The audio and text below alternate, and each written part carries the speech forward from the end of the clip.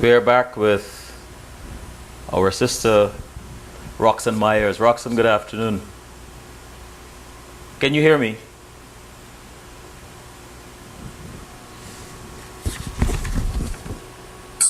Can you hear me, Roxanne? Hi, good evening, Selwyn. Hi, good afternoon. How are you? I'm doing great, thanks. Welcome to this edition of CWS as it is. Roxanne, just to orient our audience, could you just give us a brief description of who you are? I think I lost you there. I said, can you give us, just to orient our audience, can you give us a brief description of who Roxanne Myers is? Well, Guyanese by birth, love my country, live here most of my life, and see my future here. Um, I think that would be the most defining thing for me right now. Why is advocacy important to you, and when do you believe this journey began for you? I think advocacy is important for change. Um, this is for change. We know that most things haven't been given to us if we want to change in a society, especially oppressive system or any sort of inequality hasn't been changed without some amount of advocacy, some amount of militancy, some amount of demanding from those uh, who are holding the reins of power for change. I think that that's important. My first experience doing being an advocate or any sort of standing up occurred while I attended St. Rose's High School. Um, I think by the second year I had entered there, maybe there were things of protest for Sister Camp in reinstatement to St. Rose's. So that's where I first started that, became conscious about how to advocate for what's right and wrong and how to see um, things in the society that needed some sort of social action. But you were quite young then. I mean, relatively speaking, a teenager. When Yeah. you witnessed these happenings, these injustices, and so on, what were you present to as to what you can do as a teenager, or what you would like to do when you have the opportunity to do something to make a difference? I'm sorry. What were you present to at that time when you noticed these injustices? What were you I, present?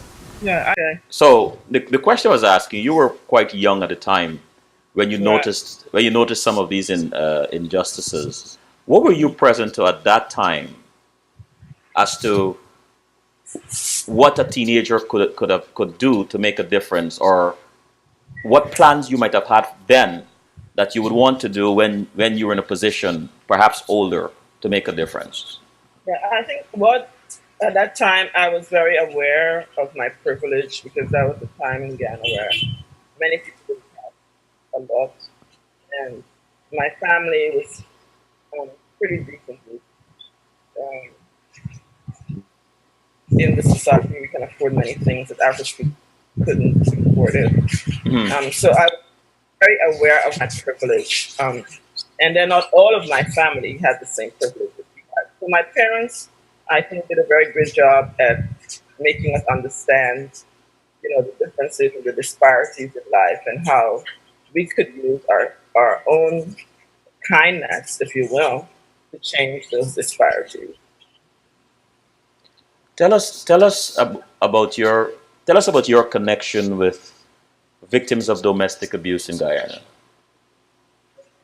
My connection with, Victims of domestic abuse and other gender violence in Guyana. I have not been so much involved in gender-based violence and victim-based violence, like direct counseling, but I have been an advocate for better services and better protection for women. I have researched women who have been victims of gender-based violence, um, and so I do have, a set of priorities I feel like the state needs to address. I've also done advocacy for change um, for women in the UN at the CEDAW committee when Ghana had to present its report. and to talk about things that the state needed to address as a priority for women and girls. So that has been the extent of my advocacy in terms of domestic violence. But in general, I have done significant amount of work in terms of peace building and nonviolence. You did some research on women post elections. Tell us about some of your findings and what surprised you the most. Women in post elections, I did a general in the 2006, I believe. That's when we had the first nonviolent elections in 22. A colleague and I, we researched on what contributed to that nonviolence. I don't think that that necessarily showed that women in particular had any special role, but it showed how the general society had had changed and desired not to have the violence that had previously existed. What I did though is in my graduate work, I looked at women's role in activism um, in post-elections environments and how their particular role was very prominent in mobilizing, but also very, very small spaces, administrative spaces, or none at the peace table when there was negotiation. So clearly, we have to improve how women feature in our political culture and the authority and power in Guyana. Stand up, right? The group. Tell us about that. Your introduction to it, and then I would like you to walk us through Partners for Peace and Development. How did you get involved with that, and what is it all about? Right. So you're asking me two questions, and Yes, exactly. I'm going to go to Partners for Peace first.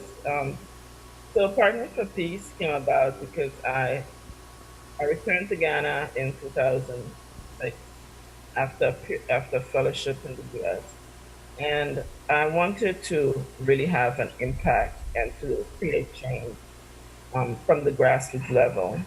And because clearly at that period of time there was a lot of intransigence in the political setting. So I was working with a paradigm that the demand for change and the demand for peace could actually come from the bottom.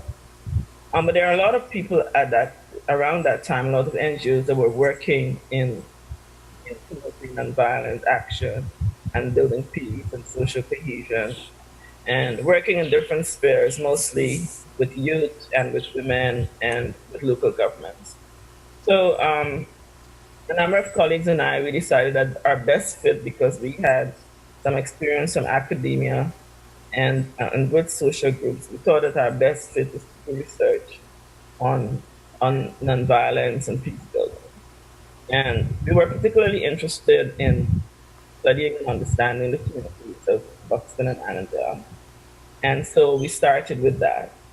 And then Partners of Peace grew into true collaboration with an NGO in Trinidad called WINAD. We grew into talking and discussing about the Arms Trade Treaty, a global arms trade treaty that had not previously existed because, you know, before 2013, Hmm. there, there was a legal framework, a global international legal framework for monitoring and for shipment of bananas, but there was absolutely none for arms and ammunition. And so it's the advocacy around that started in 2008.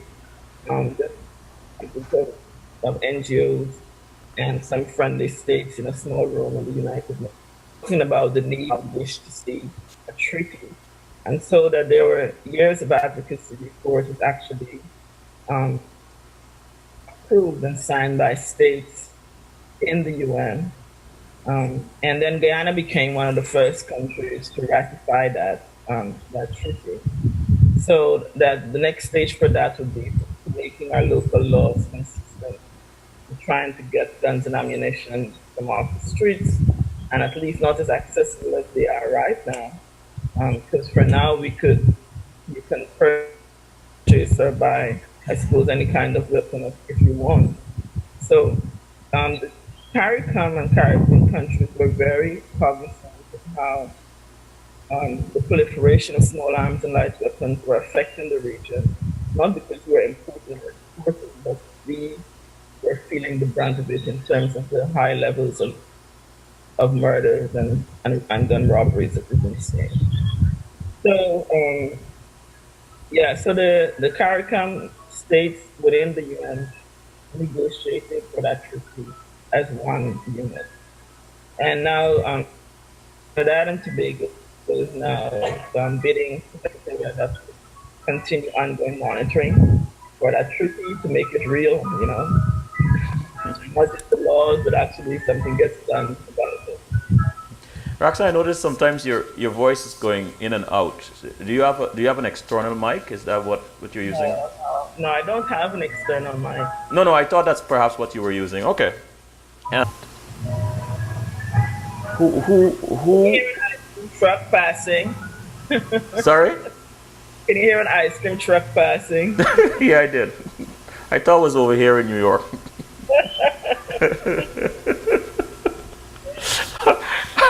All right. At least they're getting ice cream. Yeah. So, without your personal advocacy, who are some of the people who benefit from your advocacy? Who are some of them? Yeah, I mean, I think at some level it all has to come together. There is no one person or organization. Hmm. I mean, clearly Partners of Peace has been the only um, NGO in Guyana that has worked on arms trade treaty. And the way we work with that first is with the state, the MPs. We sent letters for them to, to contribute, to agree, to endorse the treaty, and mainly the Ministry of Foreign Affairs that had to instruct its diplomats on how Guyana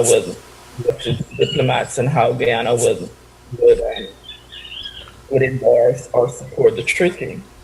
Um, so that's the only thing. I Hmm. mean, but there are many other NGOs and organizations that are doing advocacy, and currently on the stand up, that I became really outraged by the news that this young girl, Alicia Ali, had her body had been deposited on the seawall. And outraged because it was such a gross violation, but two, because it showed clearly that the perpetrators have become so emboldened, so brazen, that they feel they can be called, that they would dump a body in such a public place. And we have seen since Alicia, two more bodies were done in a public place on the shore of Guyana. So I reached out to two of my sisters that we've been doing advocacy around injustices. I said, like, I feel like going outside the police station right now. And they started to to me, so well, let's reach out to other people, let's get some organizations involved. So I did the reaching out, and we started to stand up on the first Wednesday in April. And coincidentally, it turns out that it's Sexual Violence Awareness Month. So we've organized a series of stand-ups and other kinds of action Hmm. for this month, just to talk about how the state needs to be more responsive um, to addressing sexual violence. And I think really the crux of the matter here is how the police response is so very limited and so very low in apprehensions and all that, and in actually bringing cases to trials, that's encouraging the sort of impunity that we're seeing. What do you teach others about the importance of individual action and how it contributes to social change? But I think that sometimes what I've found is that even at the stand up, people have come to me and said, "Oh, you're doing a great work. Oh, that's great that you guys are highlighting this." But we see that a lot of people are not coming out to take a stand. And so, for the most part, Ghana, I've found people like to stand on the sidelines and to encourage others to go in front. And without recognizing that all of us need to take a stand. Because when change comes, it comes for all of us. And so I talk with a lot of young people about that, about taking action just in a very small matter Hmm. of their personal space. I mean, that you must have voice. I mean, that children should have voice with their parents, have voice in their family. And I think that those small actions in standing up and having voice gives way to the larger to the larger picture of standing up in your office, in your community, and in the nation. What are some things you experience? What are you noticing when happening when as people become more in tune with this idea of contributing at the personal level, at the individual level? Um, How do they react? What are they telling you about being involved personally? right. I mean, some people are afraid that they'll be victimized if they say something. And I mean, my own personal experience has been that I have talked and spoken up about change in Guyana, and I Mm. have labeled as anti-government, and instead of being labeled as pro-Guyana. So I think that that's one of the main limitations. People feel that once they stand up, that the whole state machinery comes down on them to victimize them and to say that you're against us. They're denied jobs, they're harassed, their families are harassed, and so people are fearful of that. I mean, unlike when they go to other countries, they perhaps become more vocal because the society is freer there. I mean, for instance, on last Wednesday when we stood up outside the court, there was a police officer that came and she started writing.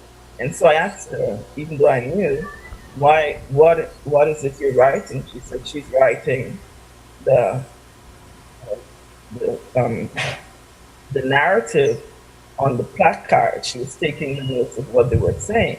And so I said, what do you do with that? And she says, well, I report it to my superiors because they want to know what's going on. And I said, but really, your time should be used investigating these cases that we're standing up about. I mean, to come here to take your energy to write on paper notes on placards, it's not a good use of your time. And I said, what the police force should do is really purchase a drone so they don't have to come here to stand before me to do this. They could just pivot their drone and they'll see everything. And she said, and her response to me was, um, we are Little Guyana. And I was like, Little Guyana? Little Guyana has the Maria. So I think basically it's how we place our priorities, and even like public servants, how they understand their role and what they deserve, and how they should be working and engaging. Because clearly she saw that this was fine to just come out on the road and write down things. I mean, certainly it was an act of intimidation. In other cases, when we protested Courtney Crumb Ewing's killing, the following day after it happened, the police were there writing the notes on our placards again. And then they were on their cell phones as if they couldn't report back in a timely manner, reading out what were on the placards. And so clearly we see all these acts of intimidation when you stand in the public domain and say this is what we want and we want change. But there are many different ways of standing up. I mean, you don't always have to stand on a protest. You can write a letter. You don't have to. So I think you can write a petition to the MPs or to the president or whoever. I mean, it's unfortunate that we don't have the sort of accountability that we desire with respect to MPs, that we can have an MP that represents a constituency that we could actually write to. But nonetheless, citizens can do that. I assuming that you speak to young girls and women a lot about various issues and so on, well, what kind of conversation do you usually have with them about their civil rights and social rights? Well, I think a lot of times young women or men will say, this is what's happening. Some people inbox me on Facebook and says, "Oh, Miss Myers, I see this so and so happened to you." And I said, "Well, should we document that?" And then they'll shy away, but they're very comfortable telling me what's happening to them. And sort of encouragement that what I'm doing is fine, and and it's worthwhile, but not themselves prepared to come out and stand up. Um, so I think it's small actions. It's the bravery of the few that will encourage the others. Um, I mean, I have had my own family who said, you know, you need to stop with all this advocacy. You know, probably you're at risk. You shouldn't do this. You shouldn't do that. But some one of us has to stand up, you Mm-hmm. know, and encourage many more to stand up, and so that that change will come. And I think that I mean I also have a spiritual community, Christian community, and my advocacy also extends to that. I mean, in respect to social and national matters. Mm-hmm. What frustrates you and what encourages you about this process? Let me talk about what encourages me first. What encourages me is to see just ordinary people realize, you know, that light bulb moment, realize that they can connect in ways that are different. Um, I remember when we were doing the research in Annandale and Buxton, we discovered that there was a wall that separated the two communities. A built wall, a fence, if you will, that is on a fence, if you will, that is on the street. And I was so appalled by that that I couldn't believe that it was happening in Guyana. So we did a research about the wall and about those who were protecting themselves with the wall and those who were being excluded by the wall. And when we first started the process, I said, well, to both communities, well, we'll talk with each of you. The process that we'll engage in is to talk with both communities separately, and then we'll bring them together. And they said, yes, you know, we'll talk, we'll meet together. And, and so we basically had to mobilize from groups of active within Annandale and those that were active with them. And then we met, and once we documented their stories about what their experiences were and how they reached out across communities, we found like they had perceptions of each other that were similar. So that, for instance, Annandale, some members of Annandale had a perception that Buxton was receiving a lot of resources because of bad behavior.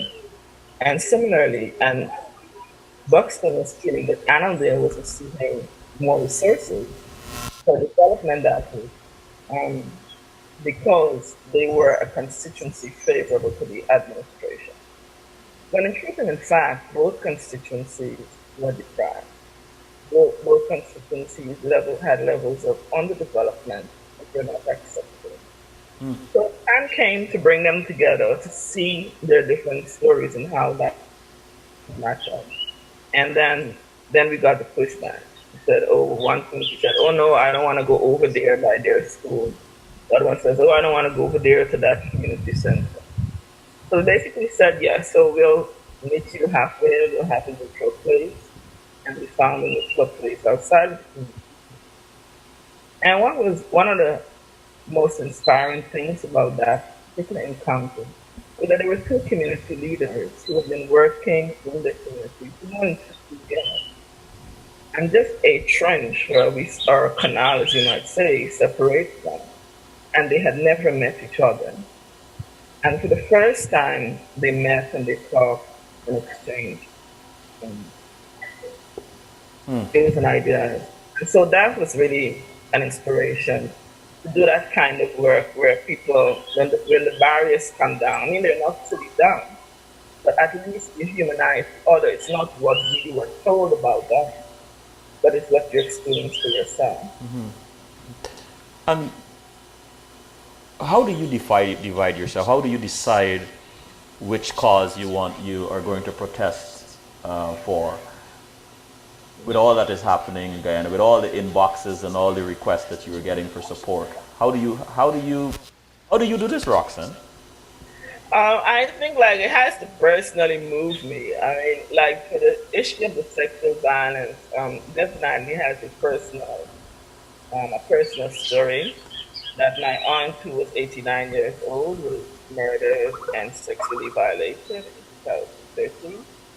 And basically, my family had to do most of the investigation and to, I mean,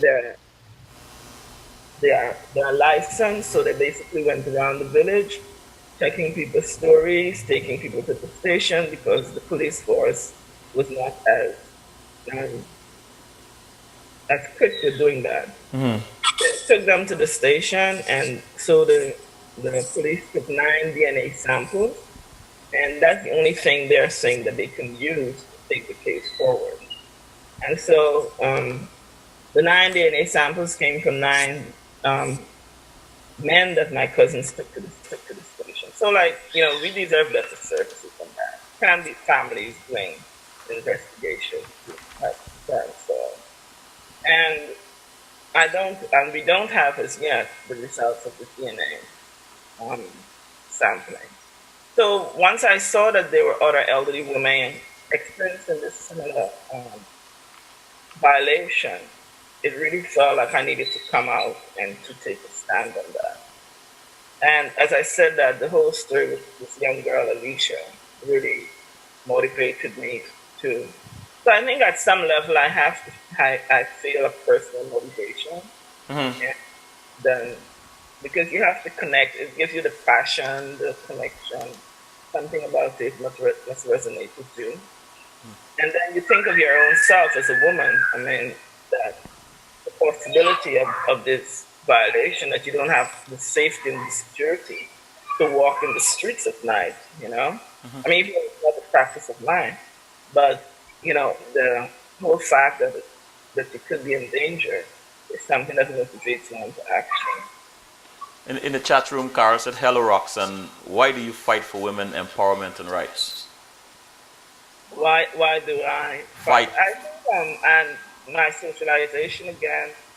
I My mom was a stay-at-home mom. Um, I growing up wanted to be a professional person, not a stay-at-home mom, and my parents encouraged education and achievement. So I see a lot of cases where women are not well represented. They are very qualified women. They're hardworking women, and they don't get the recognition that they deserve. So that's part of the thing that as an empowered woman, I also try to empower girls and other women, even in my family or wherever my circle of sphere of influence extends to. Even if I employ people, I still work to empower them. And I'm really concerned about empowering relationships, and the way we interact with each other must be in empowering ways. So those things are of interest to me. It's not just about faith, but it's our own individual interaction and the process. Because sometimes the process is more important than the outcome that we achieve. So I might not have been able to bring community the women in Annandale and Buxton together to say that, oh, it's kumbaya. But at least the process of engagement will be successful. And I believe there was some learning that transpired. How do you motivate young girls and young women to contribute to the struggle when they have lost hope and the will to fight? And I'm asking these questions because earlier you'd mentioned how sometimes you get these messages, these inboxes, and then people, they will not want to fight afterwards. They will not want to protest. They will just like Yeah, I let think go. like even in Guyana right now, people are exhausted from fighting even their own personal battles. Wow. It's not even about the national issue. I mean, I'm looking at this through a canon of a Judeo-Christian canon, and so we sort of have that whole thing about prayer. People talk about praying and things will change. Well, I think that we also need prayer with some action, and that's what I tell them. That it's not just about having faith. That's the path of least resistance, really. It's also about standing up to anything, to any sort of situation. Mm-hmm. That's not in your best interest. Any situation that doesn't empower you, you know, even in your own relationships, love relationships, marriages, whatever it is, to give voice to what you're feeling. Because sometimes that's what you need to do just to be liberated. You do you well, let me ask you this. What really drives you, and where do you draw your inspiration from? Yeah, I mean, I think I have both the opportunity to have both local and global connections. Hmm. So those are where that's where I draw that inspiration from. Because what's happening globally is also happening locally, and I can transit between the two places. And so sometimes when I become frustrated with what's happening locally, then I go to the global and then I get some inspiration and I come back. And so I think it's sort of like my ability to be able to do that, but also the fact that I have a personal commitment to change. So I think that even when you become frustrated that change is not imminent or you're not getting the credentials are not there actually to inspire you, is to say that it's not change is not immediate. You know, always that little reminder that says that change is not immediate. It's a process. Um, Are you patient?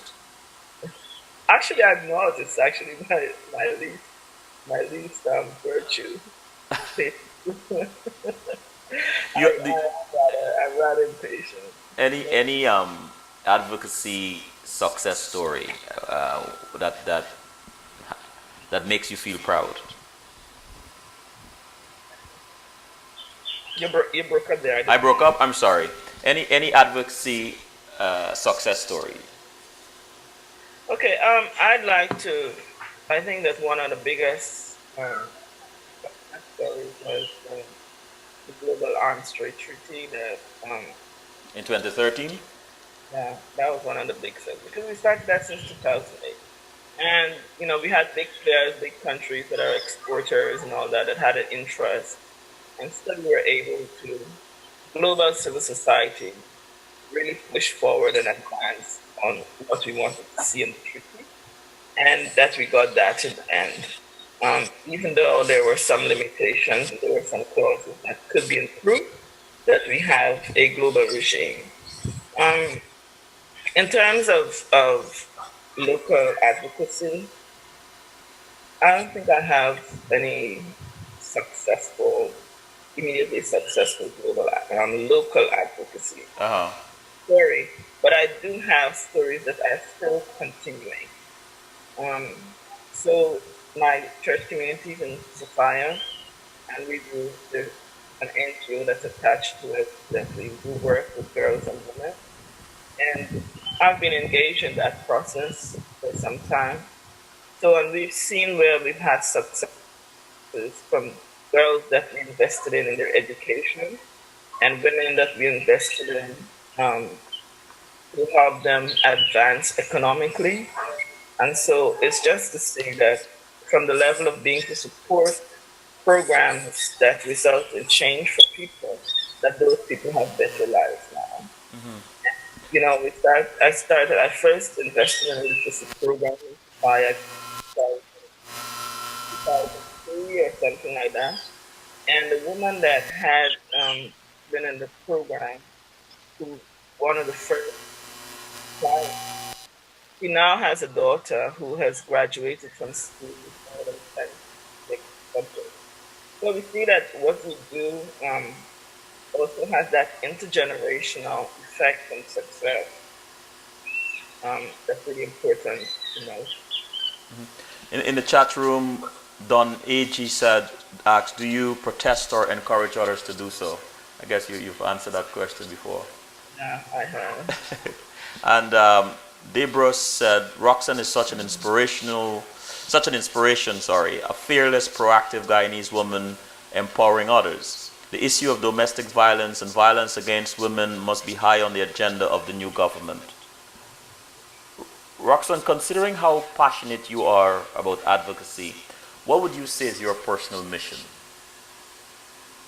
Oh my gosh, I have so many things I'd like to do on my bucket list. I mean,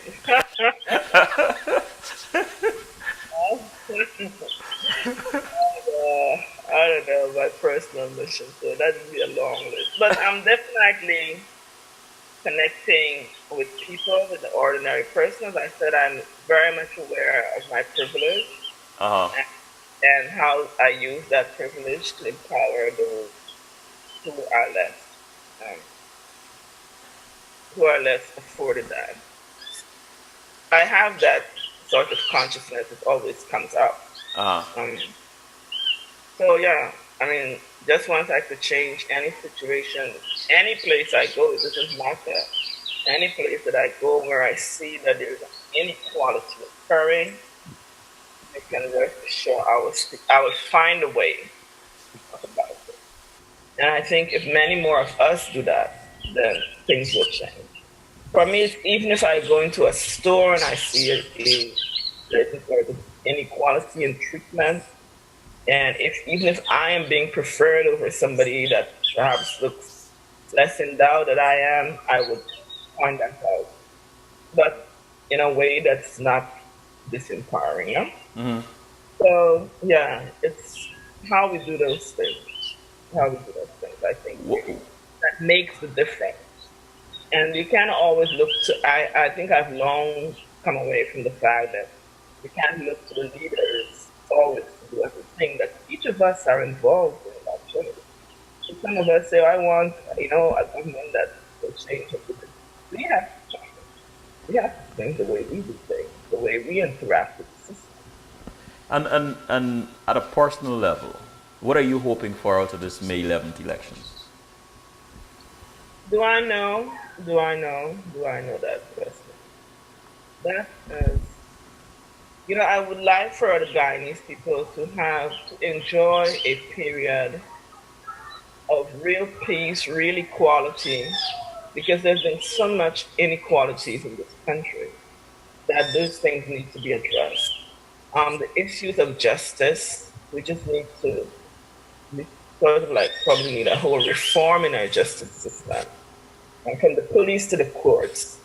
Um, and when we see poor families trying to make ends meet, and you know, there's so much in the society, and yet there isn't enough that's going around to meet the people that really need it the most. And this cuts across all communities, all regions, all ethnic groups.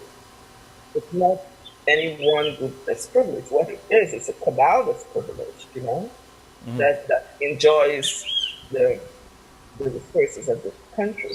So hopefully going forward, we have a change that, and it could be a system change. It maybe, I don't know what the outcome will be, but some sort of a system change that allows us to share better the pie that we have here and there. In this beautiful country, that we all should be able to live much better than we are living at the moment. And I really do want to see leaders with sort of imagination emerge, and leaders that care enough. Because I go to countries all over the world and I don't see a society in an environment like this of leaders that care about it. So, I really look forward to that. Thank you. Raquel Thesis said Roxanne is a committed Guyanese woman that cares deeply for this country and rights of women and children. Keep fighting. Wow. Thank you. Thank you. Roxanne, Thank you all for your compliments. and thank you so much for joining us, Roxanne. And Yeah, no problem. time just flies out, huh? Thank you. No problem. You're We can do it welcome. again when we talk specifically about women's issues. Sorry? We can do this again when we'll be able to talk Yes, specifically. of course. I'm looking forward to it. All right. Thanks You're for having welcome. me. Take care. Thanks. I'm being this host. All right, bye. Bye bye. Bye.